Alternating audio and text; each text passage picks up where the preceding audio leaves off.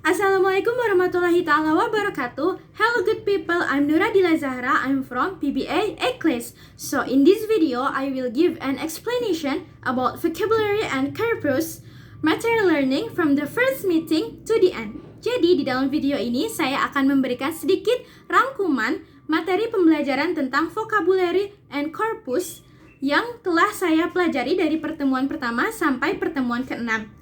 So yeah, this is my midterm test for my lecturer, Miss Lydia. Hello Miss Lydia, hopefully you always healthy and happy. Amin. So without further ado, let's get started.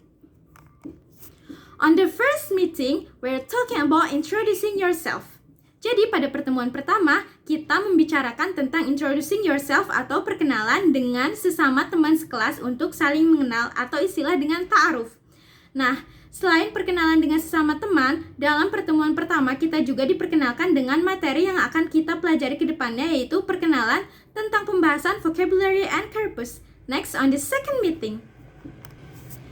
On the second meeting, we're talking about English language words. Nah, baru dalam pertemuan kedua ini kita sudah memasuki tahap pembelajaran, yaitu tentang English language words. English language words itu lebih spesifik lagi membahas tentang part of speech atau bagian dari kata bahasa.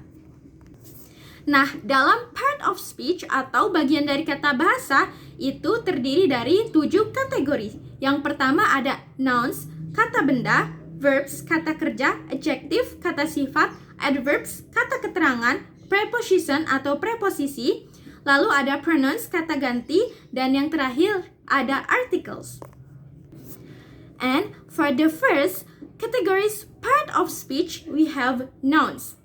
Yeah, we're gonna talking about nouns. Noun categories based on meaning and structure. Jadi, dalam noun atau kata benda itu punya kategori lagi berdasarkan pada arti dan strukturnya. Nah, kategorinya yang pertama kita punya abstract nouns. On the first categories from noun based on meaning and structure, we have abstract nouns. Nah, abstract noun adalah kata benda yang tidak dapat dialami atau dirasakan oleh panca indera manusia. For the example, we have love, grateful, happiness, religion, bravery, and others. On the second categories of nouns, we have collective nouns. Collective nouns adalah sebuah nouns yang digunakan untuk menerangkan sekumpulan benda sekaligus yang lebih dari satu, dan noun ini juga mengidentifikasikan kelompok atau kata benda secara kolektif. For the example, we have family, squad, team, gang, and others. Next, number 3, we have components. Nah, components ini adalah kata benda majmuk yang terbentuk dari 2 buah kata benda atau lebih. For the example, we have breakfast and toothpaste. Nah, ini adalah contoh components yang digabungkan. Break and face adalah terdiri dari 2 suku kata. Tetapi ketika dia digabungkan, dia memiliki satu arti kata, yang artinya breakfast adalah sarapan dan toothpaste pasta gigi atau odol. For the example, another we have swimming pool, olive oil. Ini adalah contoh components yang dipisah. Nah, swimming and pool itu adalah 2 suku kata yang dipisah, tetapi ketika dia digabungkan menjadi satu arti kata. Swimming pool artinya kolam renang, lalu ada olive oil and baby oil. And next we have concrete noun. Nah, concrete nouns are nouns that can be seen, heard, touched, taste, or smelled, perceived by the five senses. Nah, concrete nouns ini adalah kebalikan dari abstract noun, di mana kata benda yang satu ini itu dapat dilihat, disentuh, bahkan dirasakan oleh panca indera manusia. For the example, we have cake, sweater, book, flower, car, and others. Yang kelima ada non-countable nouns. Nah, jenis kata benda yang satu ini dia itu tidak dapat dihitung. Biasanya non-countable nouns itu terbuat dari alamiah, sesuatu yang bersifat alamiah. For the example, we have water, salt, sugar, and etc. Lalu ada countable nouns. Ini kebalikannya dari non-countable nouns, di mana countable nouns adalah kata benda yang dapat dihitung. For the example, we have 1 book, 2 cats, and 3 apples, and others. Lalu ada gender specific nouns. Nah, kata benda yang satu ini itu biasanya merujuk secara khusus kepada gender seseorang seperti pria dan wanita. Nah, dalam kasus bahasa Inggris, biasanya jenis kelamin atau gender kebanyakan adalah kata benda yang netral. Namun, jika kata benda yang mengacu pada something yang jelas seperti gendernya itu maskulin atau feminim, seperti yang ditentukan oleh kalimat atau artinya. For the example, we have queen artinya ratu, king raja, mother, father, and etc. Lalu ada verbal nouns. Nah, verbal nouns ini adalah di mana kata benda noun berasal dari sebuah kata kerja atau verbs. For the example, ini untuk contoh skill in learn English. Contoh dalam pembelajaran bahasa Inggris itu ada speaking, writing, listening, reading, and others. Nah, from the last category of nouns, we have gerunds. Gerunds adalah kata kerja yang diberi tambahan huruf verb plus ing. Dan biasanya si gerunds ini berfungsi sebagai kata benda atau nouns. For the example, we have swimming is my hobby, running is my favorite, and others. Lalu selain dari nouns, yang kedua itu ada verb. It's like choose, tell, complain. Lalu yang ketiga ada adjective. It's like happy, tell, dangerous, and others. Lalu bagian dari part of speech yang keempat itu ada adverbs. It's like slowly, carefully, often, and others. Lalu kategori selanjutnya dari part of speech yang kelima itu ada preposition atau adalah kata yang memposisikan benda. For the example, it's like in, above, under, and etc. Dan yang terakhir kategori dari part of speech itu ada pronoun. Pronoun adalah subject. For the example, it's like Ayu Dewi atau Ayu we they.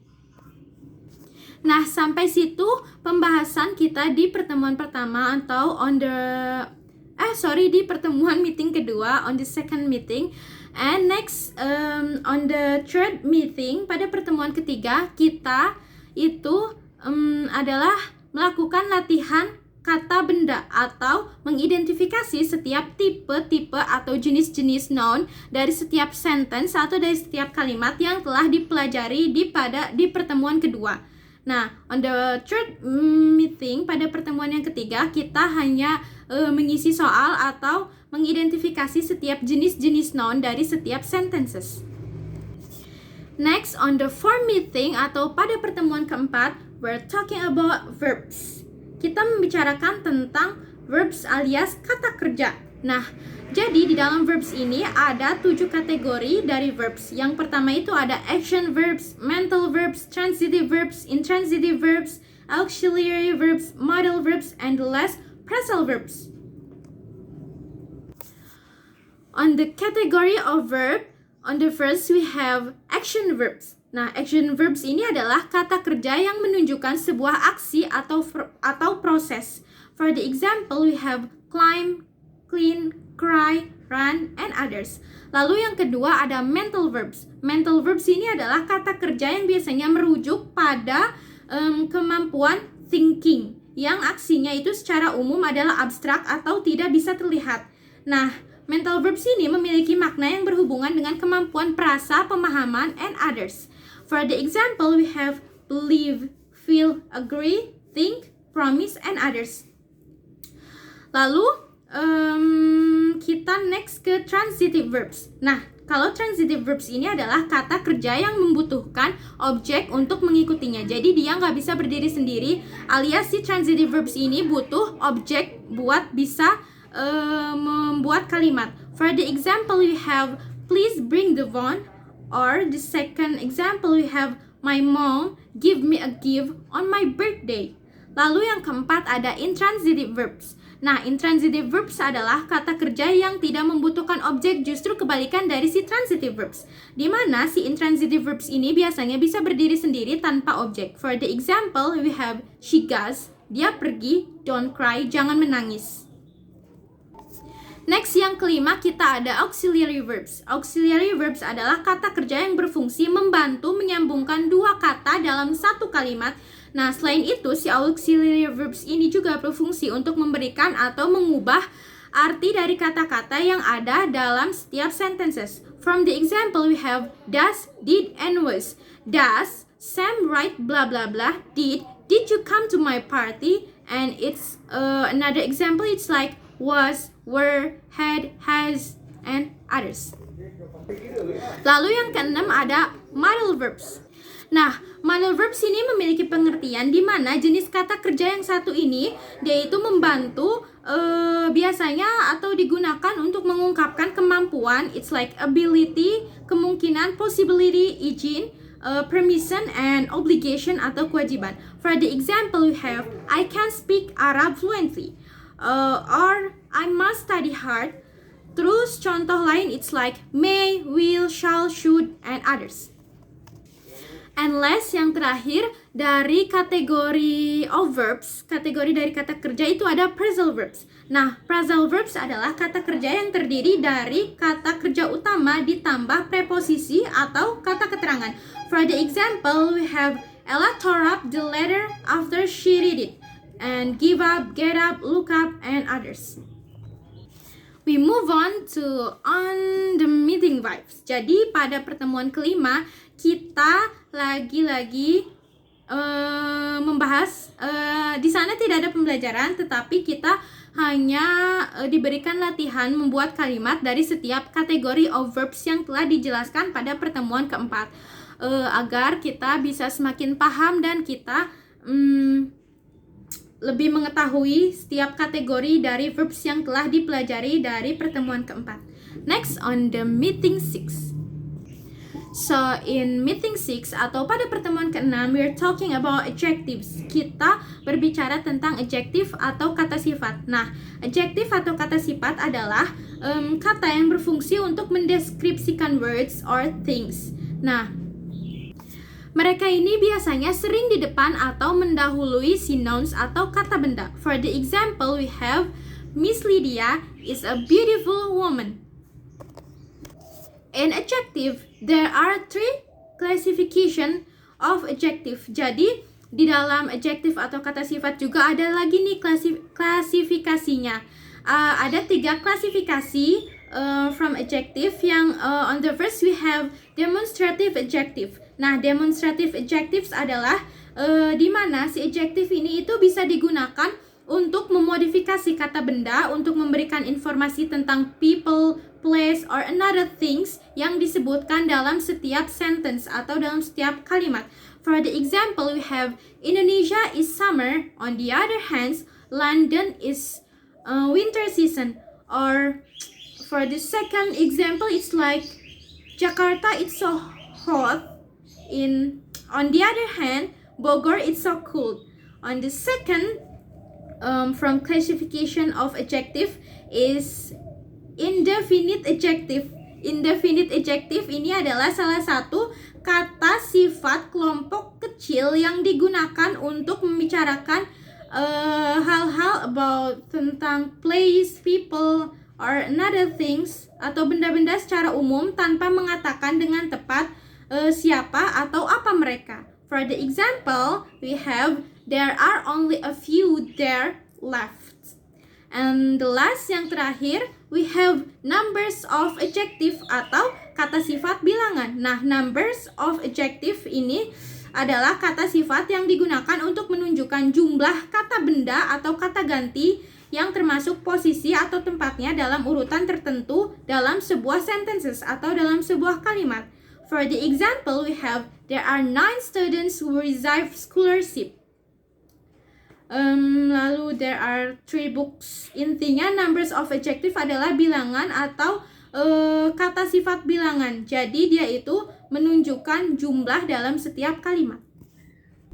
Ada juga penjelasan tambahan dari adjective, yaitu ada typical adjectives endings atau tipe akhiran kata sifat. Itu for the first we have al.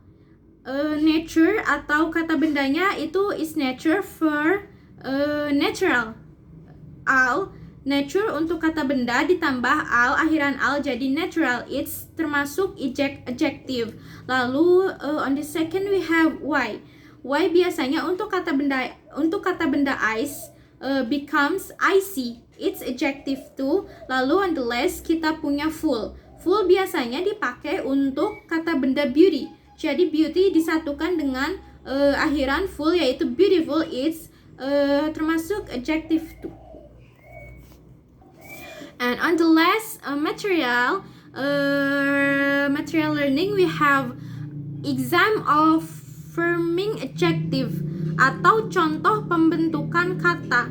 For the example, we have we like go to the nature, itu jadi we like to go to natural spots. And that's it. So yeah, that's material rangkuman pembelajaran vocabulary and corpus on the first meeting to sixth meeting I think, atau sampai pembahasan terakhir yang sudah saya pelajari dengan Miss Lydia. I'm sorry if I got wrong or I forget about the materials, atau ada pembelajaran yang saya lupa lalu terlewat dalam video ini. Ya, jadi segitu saja video pembelajaran vocabulary and corpus dari pertemuan pertama sampai terakhir. Thank you everyone. Hopefully you always happy and healthy. Amin. Wassalamualaikum warahmatullahi taala wabarakatuh.